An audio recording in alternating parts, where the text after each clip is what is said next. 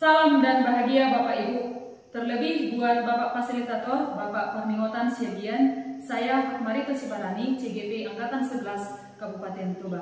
Kali ini saya bersama dengan rekan saya Libur Tampu Bolon, Guru Produktif Akuntansi. Baik, pada kali ini kami melakukan pra-observasi untuk kebutuhan tugas saya di modul 2.3, yaitu supervisi akademik bersama rekan sejawat. Berikut ini proses pelaksanaan pra-observasi kami. Selamat pagi Ibu Libur, bagaimana kabarnya hari ini? Pagi Bu Marito, hari ini sungguh dahsyat, cuaca juga begitu cerahnya, seperti juga kondisi saya pada pagi hari ini. Iya, baik. Puji Tuhan Ibu sehat ya? Iya. Baik Bu, untuk kali ini kita akan melakukan pra-observasi ya Bu. Tetapi sebelumnya ada beberapa Bu pertanyaan yang akan saya sampaikan kepada Ibu, dan tujuan observasi di sini saya lakukan agar Ibu nanti pada saat melakukan proses observasi di kelas lebih siap dan juga nanti lebih percaya diri. Dan saya nanti mendapatkan bagaimana gambaran proses pelaksanaan observasi di kelas. Begitu ya Bu? Baik Ibu, untuk yang pertanyaan pertama, dalam pembelajaran di kelas nanti Bu, tujuan pembelajaran apa yang ingin dicapai? Oh iya, materi saya itu menyangkut ketigawaan dan sebagai tema pada saat ini yaitu mengenai melakukan upaya dalam pengendalian risiko. Jadi saya berharap peserta didik itu mampu untuk memahami apa itu risiko. Ya. Kemudian peserta didik juga mampu memahami apa-apa saja upaya yang akan dilakukan untuk menghindari sehingga meminimalkan risiko, bahkan sampai tidak memungkinkan untuk terjadinya risiko kecelakaan kerja. Itu. Oke, baik Bu. Jadi tujuan pembelajaran nanti di kelas peserta didik mampu memahami apa itu risiko ya Bu. Nah, terus langkah-langkah mengendalikan supaya tidak terjadi risiko dan upaya yang dilakukan untuk menghindari adanya risiko. Seperti itu ya Bu. Baik Ibu, untuk pertanyaan yang kedua, bagaimana dengan area pengembangan yang Ibu capai dalam proses pembelajaran nanti Bu? Di sini saya mengharapkan supaya peserta didik saya itu nanti bisa memahami bagaimana mereka bekerja sama dengan rekan-rekannya, terutama dalam menyelesaikan beberapa tugas tentang bagaimana mengendalikan atau mengupayakan risiko supaya tidak terjadi atau meminimalkan. Kemudian bagaimana mereka itu bertanggung jawab terhadap tugas yang diberikan oleh Bapak Ibu guru. Selanjutnya bagaimana juga mereka bisa menerapkan dalam kehidupan mereka untuk memulai dari sekarang kecelakaan kerja, bahkan kita anggap itu bisa terjadi hal kecil saja sejak mereka berada di kelas. Jadi dapat menerapkan dalam kehidupan sehari-hari. Oke, baik Bu. Jadi tadi mereka bisa berkolaborasi ya Bu di dalam kelas, terus berdiskusi, aktif dalam diskusi nanti, dan bertanggung jawab. Nah, begitu. Oke Bu, selanjutnya pertanyaan selanjutnya ya. Dalam melaksanakan pembelajaran nanti Bu, untuk model pembelajaran di kelas, apa yang akan Ibu terapkan? Saya untuk model pembelajaran itu biasanya saya bisa gabungkan dengan beberapa model. Tapi kali ini saya menggunakan dengan model discovery learning, digabung atau dikombin dengan ceramah, tanya jawab, diskusi kelompok. Itu karena anak-anak di sini saya meminta supaya mereka meningkatkan kreativitasnya dengan mencari. Ya, mungkin mereka menemukan masalah dalam diri mereka, dalam kehidupan mereka sehari-hari, lalu setelah diidentifikasi mereka apa masalah yang dihadapi sehingga terjadi risiko kecelakaan kerja, maka mereka akan menyelesaikan permasalahan itu, mengendalikan supaya atau menghindari supaya tidak terjadi risiko. Mereka bisa mencari di samping pengalamannya, mereka bisa mencarinya dari sumber lain dengan menggunakan media digital. Jadi ada anak-anak itu nanti yang akan membawakan handphone sehingga mereka bisa menambah wawasannya dengan mencari dari internet Oke, baik Bu. Jadi nanti model pembelajarannya lebih ke discovery learning ya Bu ya. Jadi pembelajaran penemuan. Oke, baik Bu. Untuk pertanyaan selanjutnya, untuk strategi pembelajaran nanti Bu di dalam kelas, strategi pembelajaran apa yang akan digunakan Bu? Ada beberapa ya strategi yang saya lakukan, karena dengan peserta didik saya 27 orang di kelas, saya berusaha dulu mengenal mereka. Yang 27 orang ini tentu tidak memiliki kemampuan yang sama.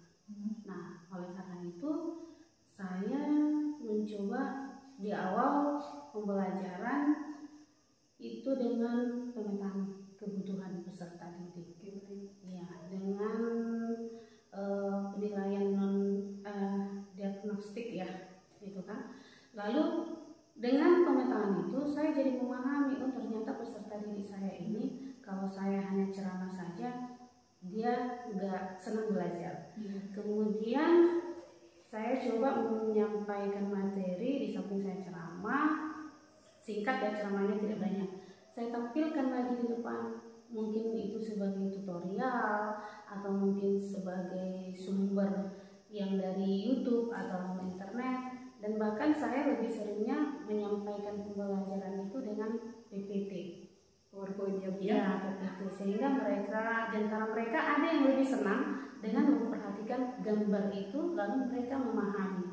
Nah, untuk sekarang ini sesuai dengan program pemerintah bahwa pembelajaran yang sedang digalakkan itu adalah pembelajaran dengan berdiferensiasi. Iya. Sehingga kita bisa menempatkan kepada peserta didik bagaimana peserta didik kita yang lebih memahami dengan membaca atau dilakukan ceramah atau ditampilkan, ada beberapa orang di situ, maka kita diberi kesempatan untuk menampilkan berbagai konten.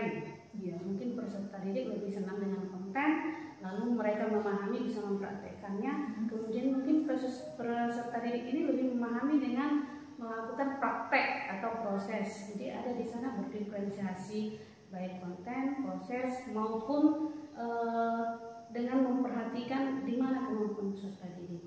Kemudian terkadang saya juga menggunakan, karena membaca situasi ya Bu, saya masuk biasanya pembelajaran saya les 5, 6, 8. Jadi rawan, sangat rawan di situ. Anak-anak ada yang lapar lah, ada yang ngantuk lah, sehingga tidak semangat untuk belajar. Nah, bagaimana supaya mereka semangat belajar? Terkadang saya melakukan gerakan, ya biasa disebutlah Bu dengan ice breaking, kadang nyanyi, ibaratnya dengan gerakan. Kemudian kalau secara keseluruhan peserta didik itu sepertinya kurang mood, ya kurang semangat, maka saya melakukan ada sekarang teknik mindfulness. Jadi merilekskan diri dulu kepada anak-anak supaya mereka siap untuk belajar, supaya memunculkan juga bagaimana mereka itu kesadaran dirinya yang utama, memahami bahwa pembelajaran hari ini harus ada manfaatnya kepada diri mereka. Kemudian supaya merilekskan juga, mungkin ada problemnya, sehingga problemnya itu bisa dihilangkannya saat mereka belajar, tidak mengingat kepada masalah yang dialaminya, tetapi lebih fokus kepada pembelajaran hari ini. Sebenarnya banyak hal sebenarnya, mungkin dengan kelompok pun kita sudah merupakan strategi. Kalau sendiri siswanya disuruh belajar menyelesaikan tugas, sudah kurang mampu dia memahami, mana mungkin dia bisa menyelesaikannya dengan baik, maka kita juga melakukan pengayaan. Ada pengayaan, artinya pendampingan dari temannya yang lebih memahami bisa mendampingi teman ini supaya bisa memahami. Jadi secara situasional saya coba mengenal siswa saya dan menguasai kelas. Jadi satu persatu peserta dia harus saya perhatikan. Kenapa dia diam? Oh berarti dia tidak menjelaskan. Kenapa? Ditanya, kurang memahami. Dia nggak memahami apa. Kalau saya menjelaskan mungkin terlalu cepat, saya juga kurang tahu. Tapi ada teman yang belum paham, jadi saya anggap itu dengan rekan sejawatnya dan temannya bisa menjelaskan atau membantunya. gitu. Jadi ada beberapa teknik secara situasional lah. Iya. Siswanya gitu. Wah, luar biasa ya Bu ya. Jadi tadi saya menangkap dari perbincangan kita, yaitu strateginya itu adalah berdiferensiasi, gitu ya Bu ya. Jadi ada 3 proses, terus ada konten dan juga ada produk. Iya. Nah, terus selanjutnya tadi hal yang menarik juga Ibu menerapkan ice breaking dalam kelas. Dan yang terakhir itu ada saya tangkap tadi dari pembicaraan kita, kesadaran penuh dengan menerapkan mindfulness. Iya. Gitu. Oke Bu, luar biasa sekali ya Bu ya. Yang selanjutnya Bu, pertanyaan selanjutnya, penilaiannya nanti di kelas Bu bagaimana? Oh iya, penilaian ini ya. Kembali ke awal tadi, bagaimana kita mengenal siswa sesuai dengan pemetaan itu, bahwa dari 27 orang peserta didik itu Bu, tidak semuanya bisa memahami betul secara pengetahuannya mengenai materi saya. Tapi ada di antara peserta didik itu yang berkarakter yang baik ya. Salah satunya itu mereka bisa respon gitu. Waktu kita masuk, mereka memperhatikan. Ya. Tapi memang bukan itu bidang dia, sehingga ketika kita memberikan tugas seperti penilaian formatif, nilainya tidak bagus, tidak baik. Di antara teman-temannya dia tidak bisa mengimbangi. Nah, saya coba melihat di mana kelebihannya. Jadi penilaian saya bukan hanya pengetahuan, tetapi ada juga penilaian sikap. Di penilaian sikap ini saya memperhatikan apakah peserta didik saya itu mampu untuk menempatkan seperti yang diharapkan pemerintah, memiliki profil pelajar Pancasila, karakter kesana. Jadi dia berkarakter kesana, di mana sebagai contoh kalau diberikan tugas, walaupun tidak semaksimal mungkin hasilnya, tapi tugasnya bisa selesai tepat waktu. Kemudian kalau kita menyuruh dia berdiskusi, ya, dia hanya bisanya untuk sebagai seperti public speaking, dia hanya bisanya seperti moderator. Nah, kalau secara pengetahuan dia nggak bisa, jadi dia kemampuannya dia. Jadi saya pikir keaktifannya itu merupakan satu penilaian di kelompok. Gitu. Bagaimana juga mereka mandiri, bisa juga menjadi penilaian bagi saya. Bagaimana dia bisa bergabung dengan teman-temannya, nah itu di dalam penilaian sikap di samping penilaian secara pengetahuan, gitu ya. Itulah salah satunya. Oke Bu, jadi tadi penilaiannya itu pemilihan pengetahuan dan juga yang paling dominannya itu adalah sikap. Gitu ya. Oke, baik Ibu. Untuk pertanyaan yang selanjutnya Bu, untuk sasaran kelasnya Ibu. Kelas berapa yang akan Ibu masuki nanti dan di jam keberapa Bu? Oh iya. Karena jam saya di besok lah ya Bu. Besok. Oke, baik Bu. Di kelas 10 AKL 2. 10 AKM 2. Iya, pada jam 5.06. Oke, baik Bu. Jadi untuk proses observasi besok yang akan kita laksanakan itu di 10 akuntansi dan keuangan 2 jam 5.06. Iya. Oke, baik Ibu. Untuk besok kita melakukan proses observasinya di kelas. Nanti saya akan masuk ke dalam kelas untuk mengamati proses pembelajarannya. Dan nanti setelah selesai kita melakukan proses observasi di kelas, kita berjumpa kembali ya Bu untuk melaksanakan percakapan pasca observasi bersama dengan pengajar praktik saya. Oke, iya Bu. Oke, baik Ibu, terima kasih banyak Ibu RT yang sudah bersedia melakukan pra-observasi kali ini bersama saya. Terima kasih banyak Bu ya. Oke.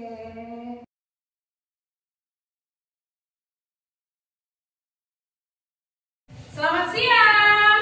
Siap. Wow. Siang-siang begini wajahnya juga masih semangat. Ya, oke, terima kasih buat anak-anak itu. Apa kabar semua? Sehat, Bu. Iya, puji Tuhan. Semoga nanti proses pembelajaran kita dapat berjalan dengan baik karena Anda semua dalam keadaan sehat. Terbukti kalau hari ini ruangan Anda juga bersih.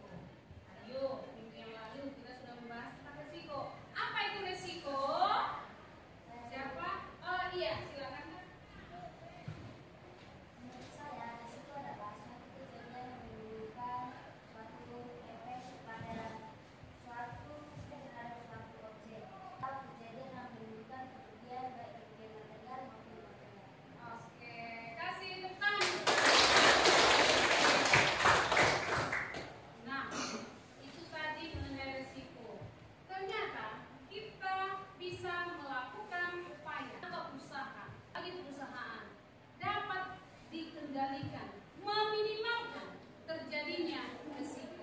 Kira-kira apa upaya Anda tidak mengalami contoh resiko kecelakaan?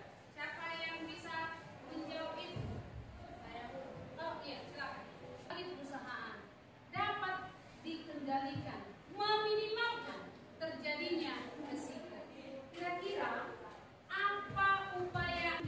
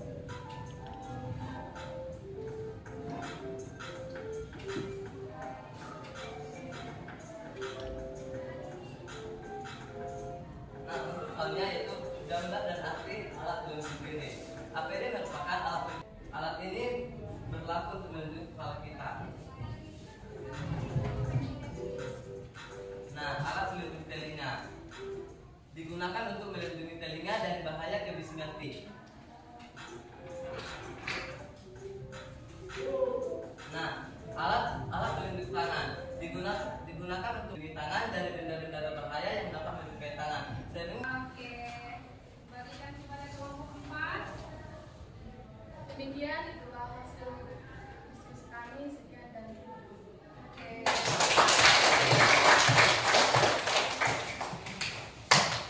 Oke, itulah tadi hasil presentasi diskusi kelompok 1 sampai dengan 4. Karena sudah ada dua presentasi, Ibu sudah memberikan pemaparan. Saat ini kita mengambil kesimpulan. Ada baiknya Ibu meminta anak-anak ini merampungkan pertemuan kita hari ini. Maka kita ambil kesimpulannya. Siapa yang bisa memberikan kesimpulan atas pembelajaran kita hari ini? Oh iya, Bang Nopri, silakan. Kesimpulan yang saya ambil dari risiko kecewa kami kerja adalah ada 5 jenis, yaitu mempersiapkan rambu-rambu di lambatan, 2. Alat pelindung diri, 3. Melakukan persiapan kerja, 4. Melakukan pemeriksaan kesehatan di jalur evakuasi. Oke, itu berarti kita sama-sama mengambil kesimpulannya bahwa pelajaran hari ini yaitu mengenai upaya pengendalian risiko. Kita harus memperhatikan 5 hal ya. Antara lain apa? Rambu-rambu kesehatan. Kedua, menggunakan alat pelindung diri dengan tepat, dengan baik. Yang ketiga, lakukan persiapan kerja. Yang keempat, pemeriksaan kesehatan tenaga kerja. Perusahaan juga harus memperhatikan evaluasi. Nah, saatnya kita untuk merefleksikan pertemuan kita, pembelajaran kita hari ini. Ya, refleksi ini sangat penting. Bagaimana kita mengoreksi diri sendiri. Nah, bukan hanya diri kita sendiri yang kita koreksi, tetapi proses pembelajaran kita yang sedang berlangsung. Pertanyaan yang pertama, ya, adakah ya hal yang kurang Anda inginkan atau kesulitan yang Anda dapatkan selama mengikuti pembelajaran kita di K3LHI? Siapa yang bisa menjawab, kawan-kawan? Oke, Pak, silakan Bang Putri. Kesulitan dalam mengakses sumber belajar. Kesulitan dalam mengakses sumber belajar seperti apa itu ya? Kamu belum mempunyai handphone. Oh iya, iya. Walaupun tidak menggunakan handphone, boleh juga sumber belajarnya dari mana kawan-kawan? Dari buku, dari catatan, dari penjelasan ibu. Hal menarik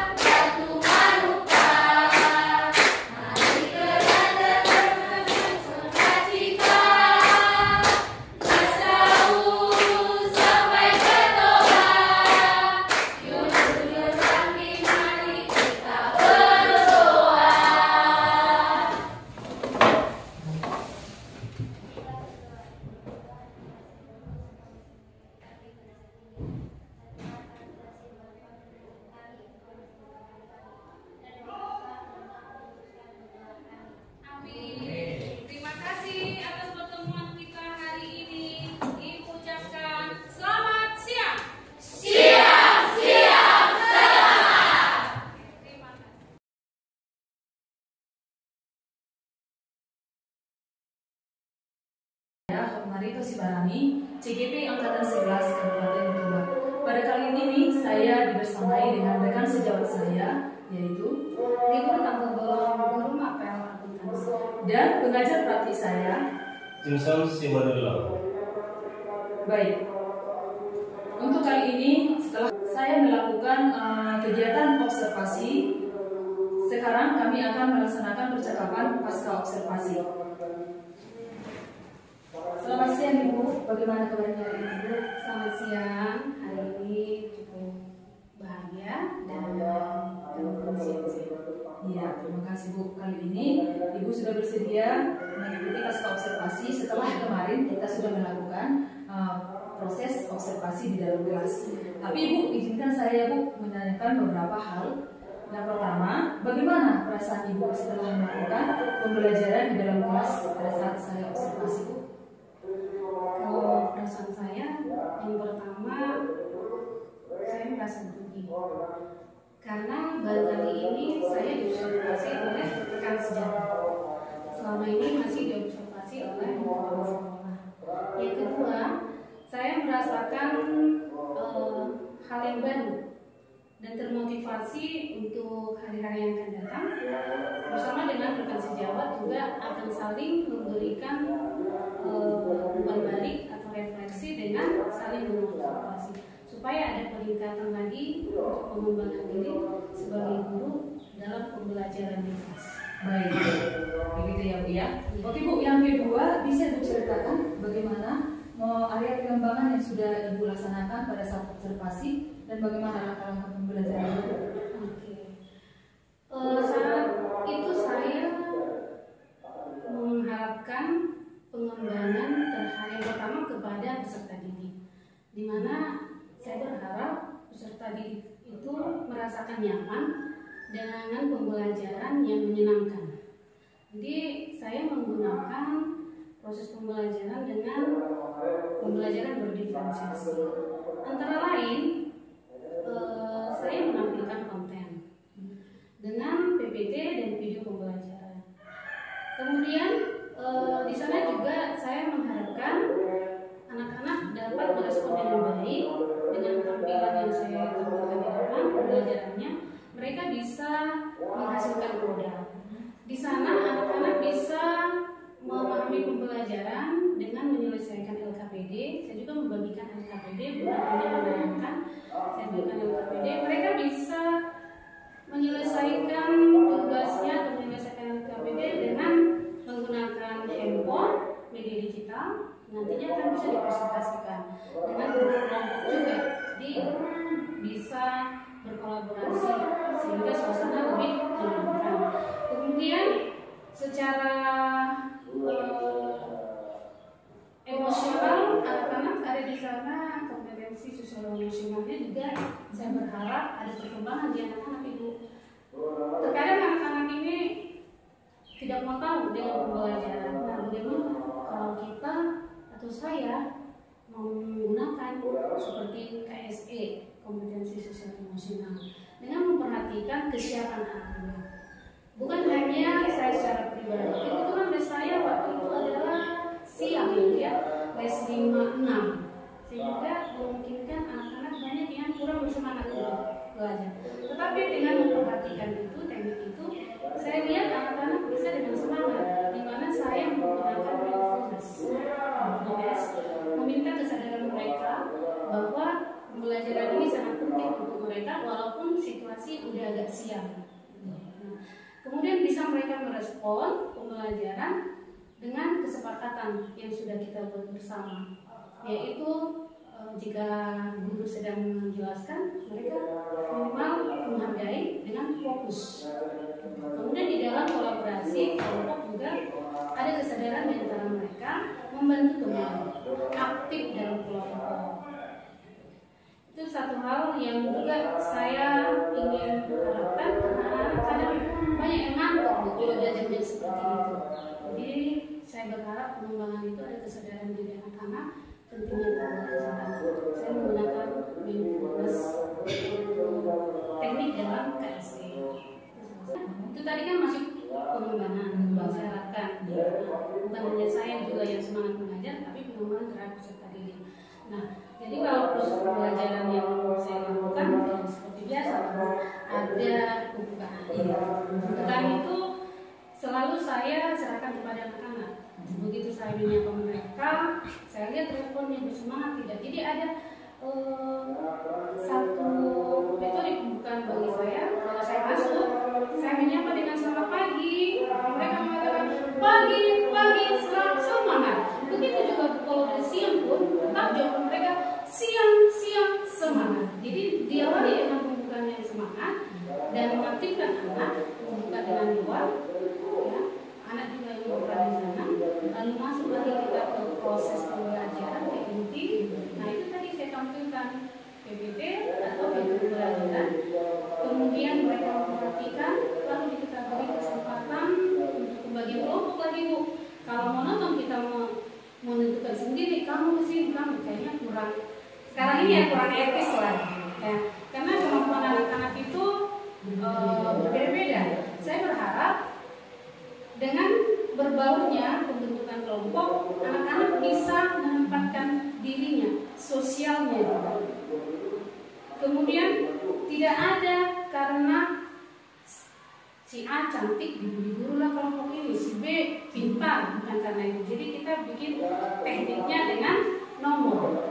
Jadi setiap nomor 1 masuk ke kelompok 1. Begitulah selanjutnya. Kemudian ada kesepakatan dengan anak-anak bagaimana pengerjaan LKPD, apakah harus satu metode, satu teknik? Tidak. Kita beri kesempatan kepada anak-anak yang menggunakan media, menggunakan handphone atau dengan cara lain bisa menampilkan, bisa mempresentasikan dengan yang kemampuan mereka. Lalu penuntutnya juga kita kembalikan kepada peserta didik supaya peserta didik itu juga yang ditutup dengan menyanyi dan berdoa. Dan kita akhiri juga dan ingatkan kepada anak-anak agar senantiasa semangat untuk belajar di rumah dengan cara memberikan tugas, tapi tidak terlalu sulit yang bisa dikerjakan secara mandiri. Begitu. Oh, ya. Baik Bu, jadi secara keseluruhan tadi sudah dapat ya Bu mindfulness dan juga diferensiasi. Jadi ada konten, produk dan juga proses. Nah Bu, yang mau saya tanyakan kembali, apa yang Ibu lakukan dalam pengembangan atau bisa jadi kan di dalam pembelajaran itu ada sesuatu hal yang kurang pas atau hambatan yang Ibu rasakan pada saat pembelajaran. Apa yang Ibu lakukan dalam pengembangan atau mengantisipasi masalah tersebut? Kalau normalnya saja ya, tidak semua hal bisa sesempurna yang kita harapkan.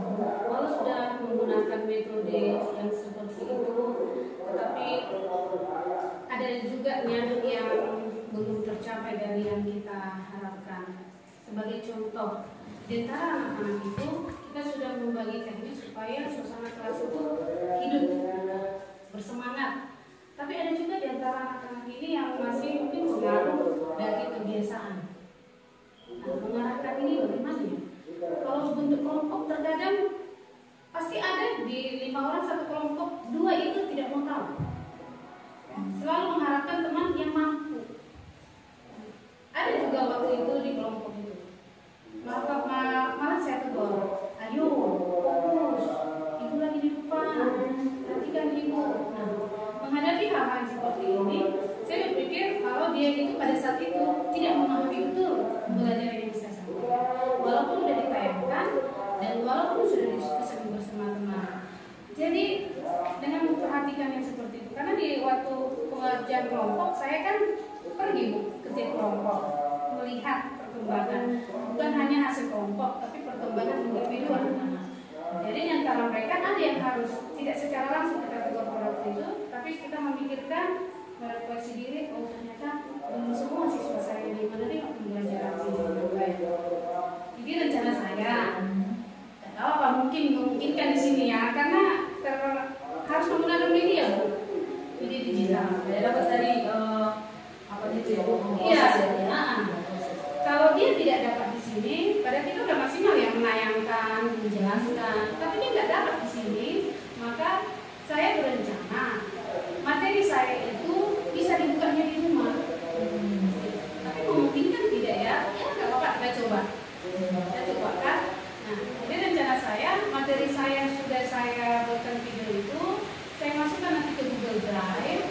Lalu linknya saya bagi ke peserta didik melalui WA, ke grup, gitu kan? Nah, silakan Anda mempelajari kembali materi ini di rumah. Bisa Anda gunakan media ini, gitu. Lalu Anda bisa kembali kayak seperti mereview lah. Bagi anak-anak yang mau ya, tapi tergantung anak-anak juga kan kita tidak mau lagi itu. Itulah rencana saya ke depan. Oke, baik Bu. Jadi nanti dengan mengirimkan materinya di grup WhatsApp melalui Google Doc ya Bu ya. Jadi memang senantiasa siswa ini bisa mengakses dulu masing-masing materi yang sudah disampaikan. Baik Bu. Untuk selanjutnya, menurut Ibu siapa nanti yang Ibu libatkan untuk perbaikan keuangan? Kalau yang pertama kembali peserta didik ramah itu yang pertama ya. Kira-kira kalau tidak memungkinkan ini, tapi boleh juga ibu teman saya. Kenapa? Kan terkadang kalau menggunakan seperti itu kita harus menggunakan video udah benar nggak ya? Gimana caranya supaya simple? Boleh juga nanti menggunakan Canva atau gimana kita bisa sharing. Mana yang lebih simpelnya?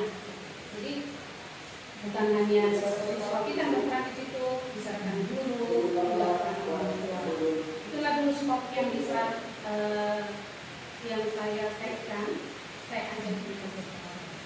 Oke, baik Bu. Nah, untuk pertanyaan selanjutnya Bu, kapan Ibu akan melaksanakan perubahan atau perbaikan ini? Secepatnya, sedang dipersiapkan.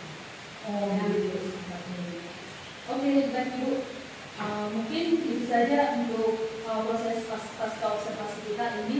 Jadi tadi sudah banyak yang kita bicarakan. Jadi selama proses pembelajaran memang pada saat saya observasi sudah bagus kecenderungannya.